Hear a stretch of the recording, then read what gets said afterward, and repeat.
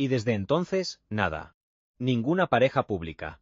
En octubre de 2025, la triste noticia de la muerte de Alicia Bonet a los 78 años, por esa enfermedad de los pulmones, el EPOC, fue un momento fuerte. Después de eso, Ferrara habló con la prensa. Pero nada de dramas, al contrario, con una serenidad que hasta sorprendía. Aseguró que ya tenía todo preparado para el futuro, dejando ver que acepta el paso del tiempo como viene. Sus hijos, Juan Carlos y Mauricio Bonet, los dos actores, son ahora la continuación de su historia. Y aunque son discretos, él siempre dice que son su gran pilar. No solo como familia, sino como la nueva generación de una dinastía de artistas que empezó mucho antes que él. Y es aquí donde la cosa se pone más reveladora. El hombre que por años nos hizo suspirar con amores intensos, pasionales, de esos de telenovela, hoy vive una realidad mucho más callada. Más sencilla. Más humana. El romántico de la pantalla todavía existe, por supuesto, pero ya no entre el ruido de las cámaras. Después de toda una vida rodeado de historias de amor. Ahora vive la suya en santa paz. La suya se fue apagando de los reflectores. Y quizá es ahí donde todo cobra sentido, porque en esa quietud, ya sin personajes ni libretos, la historia deja de ser sobre la estrella y se convierte en la de la mujer. Y uno se pregunta, ¿verdad? ¿Será que encontró la verdadera paz? ¿O fue el reflejo de una vida entera de ruido? A veces la soledad se elige, y otras. Pues simplemente nos encuentra en el camino. Platíquenos qué piensa usted, nos encantará leerlo. Y si le gustan estas historias que van más allá del aplauso, aquí tiene su casa. Nos vemos en la próxima. Hubo una época en que prender la televisión era, casi siempre, encontrarse con la cara de Juan Ferrara. Él era el romance para todas nosotras. Esa mirada seria, esa voz que, ¡ay, qué voz! Y esas historias que se nos metían hasta la cocina, capítulo a capítulo, como si de verdad fueran vecinos nuestros. Pero el tiempo, que es un terco, siempre nos cambia el libreto. Hasta a los más grandes. Hoy, con sus 82 años, su vida parece tan lejana a ese mundo de reflectores y aplausos. Ya no lo persiguen las cámaras ni los reporteros. Y lo que más sorprende no son los años, sino el silencio que lo rodea. Porque detrás de esa carrera que vimos millones, ahora hay una vida mucho más discreta. Casi secreta. En una casa en México, donde el reloj parece que anda más lento. Y claro, una se pregunta. ¿Cómo un galanazo de esa talla pasa a una vida tan calladita, quizás hasta solitaria? La respuesta, fíjense, más que en lo que él dice, parece estar en las paredes de su casa. Su refugio.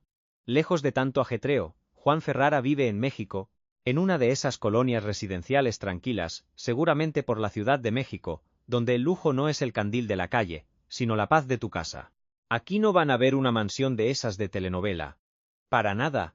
Todo, desde afuerita, te da una idea muy clara. Es una casa para vivir, no para andar presumiendo. La bienvenida te la da, antes que nada, la naturaleza. Un caminito circular te lleva a la entrada, muy elegante pero sin poses, rodeado de árboles viejos y un montón de plantas que hacen que el lugar se sienta como una islita. Más que un jardín, parece una muralla natural contra el ruido y las prisas del mundo de afuera. Con casi un acre de terreno, hay espacio de sobra. Tanto que hasta podría construir otra cosa, como una cochera aparte o una bodegota, y ni se notaría. Pero es al entrar que la casa te cuenta quién es de verdad. El chiste no es apantallar con lujos, sino con estilo. Imagínense esta combinación. Pisos de madera, de esa que se siente calientita, junto con cemento pulido. Se ve moderno, pero se siente a hogar. No es un lugar frío. Para nada. Es un espacio con intención. Hay rincones que parecen pensados como una obra de arte, como si cada lugarcito tuviera su propia historia que contar, más allá de para qué sirve. Y los detalles lo confirman. Unos barandales de fierro con cables de acero le dan un aire muy actual, pero sin echar a perder la calidez del hogar. Todo se siente amplio, conectado, como si la casa tuviera buenos pulmones. Nada de sentirse apretado ni atiborrado de cosas. Puras líneas sencillas, materiales de a de veras, y un diseño que te invita a caminarla despacito. Y si nos vamos para el patio, la sensación no cambia, al contrario. Se pone mejor. El jardín de atrás no está hecho para las grandes fiestas, sino para olvidarse del mundo. Hay una alberca que brilla con el sol, y está rodeada de árboles que ya tienen sus años, creando un pequeño paraíso privado. Qué fácil es imaginárselo ahí terminando el día, ¿verdad? Sin cámaras, sin tener que aprenderse un diálogo. Puro silencio. O a lo mejor, una buena plática con la familia o con los amigos de toda la vida. La casa está como escondida entre lomas, lejos, muy lejos del acelere de la ciudad. Y eso refuerza la idea de que él así lo quiso. No es que esté solo, es que eligió su distancia. Es el tipo de lugar que no necesita que lo vean, sino que lo sientan. Y ahí es cuando todo cobra sentido. Después de vivir una vida entera en el aparador, bajo la mirada de millones. Este lugar es su manera de decir, sin palabras, ya no tengo que actuar para nadie. Pero para entender este presente tan tranquilo, hay que recordar el tremendo ruido que fue su pasado. Y con Juan Ferrara, ese contraste es brutal cuando una repasa cómo se construyó una carrera, ladrillo, por más de 6 décadas. Hablemos de su patrimonio. Ahora, tocar el tema de su dinero es meterse en un terreno curioso. No hay una cifra oficial, ni de chiste. Nadie sabe a ciencia cierta cuánto tiene. No van a encontrar encabezados sobre sus millones ni listas de los más ricos donde aparezca su nombre. Pero que no se hable de eso no significa que no haya, ¿eh? Significa que lo construyó de otra manera. Porque su carrera, larguísima y sin pausas, se basó en una cosa muy simple: trabajar sin parar en la tele, en el cine y en el teatro. Su fuente principal, claro, fueron las telenovelas. Hizo más de 30. Muchas de ellas con Televisa, por supuesto, donde se convirtió en uno de los galanes consentidos de toda una época. No era de los que salían y se iban, él llegó para quedarse. A ver, hagan memoria. La Gata en 1970. Victoria en 1987. Valeria y Maximiliano en 1991. Y hasta Rebelde por allá del 2004. Y también Mar de Amor en 2009, La Fuerza del Destino en 2011, Qué bonito amor en 2012 o Cita a ciegas en 2019. Marcaron a generaciones enteras. Pero para él, representaron años y años de ingresos seguros. Sueldos fijos, contratos de protagonista y seguro hasta regalías por las repeticiones. Pero pensar que solo fue la tele sería injusto. En el cine anduvo en más de 25 películas, y hasta se llevó el premio más importante de México. El Ariel a Mejor Actor en 1981 por Misterio. Ese premio no solo fue una palmadita en la espalda, fue la prueba de que su talento iba mucho más allá del galán de melodrama. Y aún así, donde de verdad se sentía como pez en el agua era en el teatro. Por más de 45 años, no dejó de subirse a un escenario.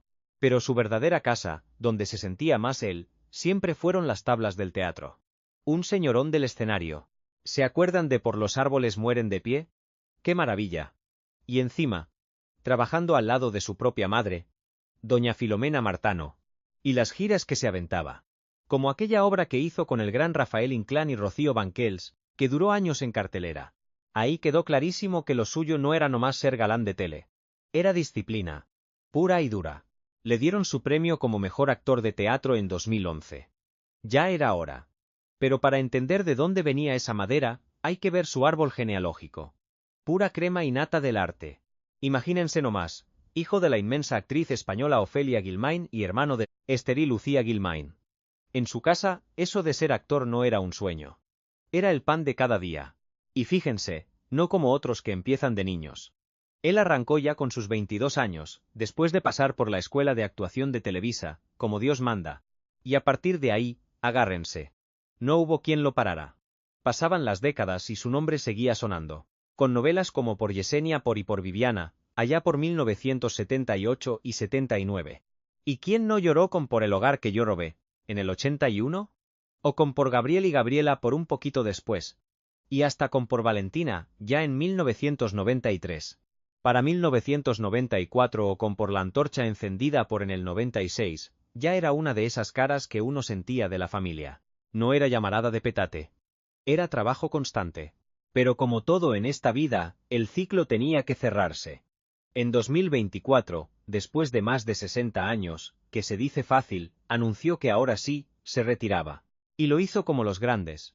Arriba de un escenario con la obra Por no te vayas sin decir adiós, producida por la gente de Jorge Ortiz de Pinedo. El estreno fue en agosto de 2024, en el Teatro Rafael Solana. Y lo que parecía una sola despedida se convirtió en una gira por todo México. Anduvo por Monterrey, Puebla, Cancún y hasta Mexicali, y todavía le siguieron hasta el 2026. Y ojo, no es que se fuera por falta de trabajo. Para nada, se trata de saber decir hasta aquí, pero por decisión propia.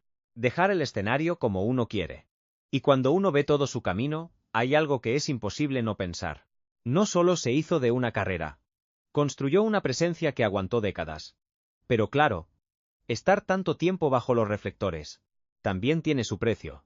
Y en la vida de Juan Ferrara, esa factura no llegó en forma de escándalos ni de chismes de revista. Se siente más bien en la calma que es su vida hoy. A sus 82 años, vive muy diferente a todo el ajetreo que tuvo en su carrera. Después de más de 6 décadas de aplausos, eligió una vida tranquilita, privada, enfocado en lo suyo. Ya se acabaron las alfombras rojas, los llamados de madrugada y ese ritmo de locos que por años fue lo normal. Ahora su mundo es su familia, su casa. Y una despedida que, curiosamente, nomás no se acaba del todo. Porque aunque ya dijo que se va, ahí sigue con su última vuelta y nos vamos, como él le dice. La gira del adiós con esa obra. No te vayas sin decir adiós, de la familia Ortiz de Pinedo. Desde que empezó en agosto de 2024 en el Teatro Rafael Solana, el proyecto ya pasó las 200 funciones para inicios de 2026. Y ha andado de arriba para abajo por Monterrey, Puebla, Cancún y Mexicali. Y la lista sigue. León en enero de 2026, y otra vez en la Ciudad de México del 24 de abril al 7 de junio. Pero con todo y eso, su mensaje es muy claro. Él mismo lo ha dicho. Ya llegó el momento en que no busca nuevos personajes. Esto no es un descansito para recargar pila, es el telón final. Eso sí, como siempre ha sido con su público, dejó una puertecita abierta. Seguirá en el escenario mientras la gente quiera ir a verlo. No por ambición, sino por puro respeto a tantos años juntos. Y en lo personal, su vida es la pura calma, nada que ver con los dramones que protagonizaba. Que si anda de novio con alguien, pues no se sabe nada. No se volvió a casar, y se mantiene lejísimos de cualquier escándalo, bien guardadito del ruido de los medios. Pero su corazón, eso sí, tuvo sus buenas historias.